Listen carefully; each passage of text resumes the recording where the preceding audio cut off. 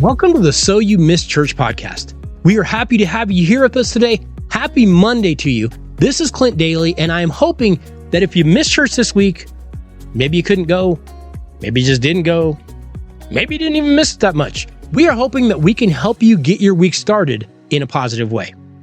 A man is at the grocery store in his local town when he runs into the local minister of the church there. And the minister says, "Hey, I see your wife at church every week, but I haven't seen you make it out to service in a number of years now." And the man said, "Yeah, I really struggle with your church. It makes me feel so guilty, so I actually found another church." And the minister says, "Well, that is certainly not our intention. Why do you say that?" And the man says, "Well, the last time I went, I got scolded for talking when I shouldn't talk. I got scolded for sitting when I was supposed to stand. And I got scolded for spilling a little of the wine during communion. So I went and found another church." And the minister said, "Okay, and is that church really that much better?" And the man said, "Yes, I can talk as loud as I want. No one says anything. I can sing loudly. I can sing off key, and everyone just smiles and pats me on the back. And I even spilled my communion wine. They apologized to me, and they went and got me another glass." The minister said, "Wow, what is the name of this new church?" And the man said, "Joe's Bar and Grill, and I never miss a Sunday." Now, many of us get constant reminders of the mistakes that we make every day.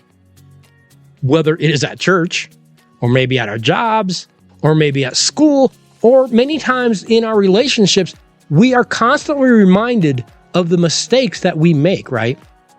And hopefully, in those situations where we do err, we apologize for our mistakes, we are forgiven, and we move forward. I mean, we know no one is perfect. Every single one of us has made mistakes.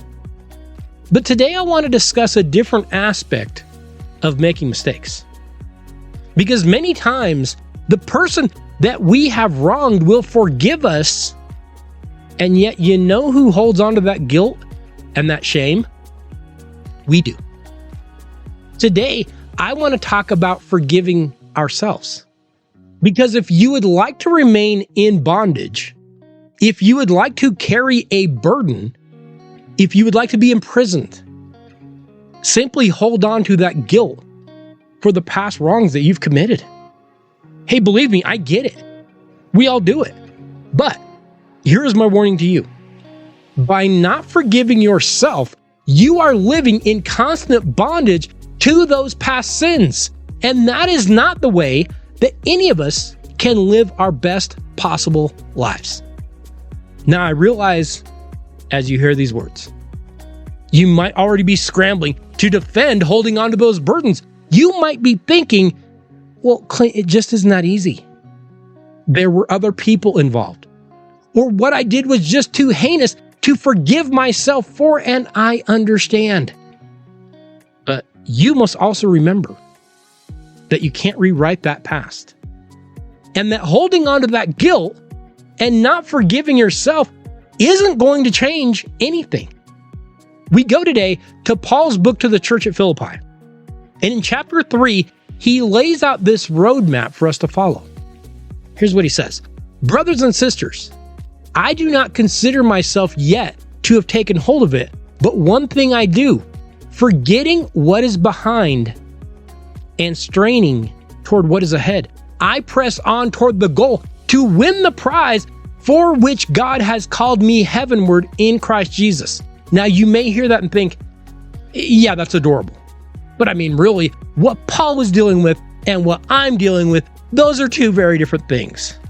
I have made some pretty serious mistakes. What in the world could Paul have done in those days? And then allow me to remind you about Paul's past. Paul was a Pharisee. Paul was involved in physically arresting, persecuting, and yes, killing followers of Jesus Christ. According to the account in the book of Acts, Paul was on the road to Damascus where he reported having a vision of the ascended Jesus. And the account says that Paul fell to the ground And he heard a voice saying to him, Saul, which was his name at the time, Saul, why do you persecute me? And he asked, who are you, Lord?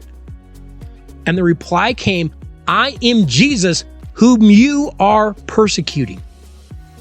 Paul was blinded for 3 days, and he changed his tune. Now, do you think he had any guilt? Yeah, I would think he had a lot.